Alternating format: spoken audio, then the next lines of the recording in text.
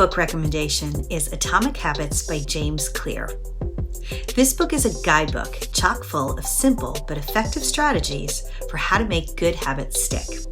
You know, when many of us decide to make a change, we tend to focus on the outcome. We want to see big results and we want to see them soon. But instead of concentrating on the finish line, we should focus on the starting line by creating an environment that will make the new habit easy to accomplish. A really effective strategy is to set small goals of improving by just 1% each day. Adding in that one extra push-up or waking up 5 minutes early every day may not seem like much in the moment, but over time, those small changes can result in a big transformation. So here are 4 simple tips on how to create a good habit.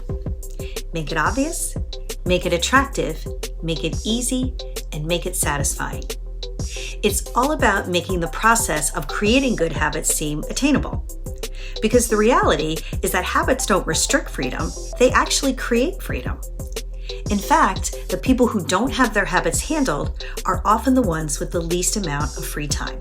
So if you are looking for some more freedom in your life, pick up a copy of Atomic Habits and see how those 1% improvements can change your life.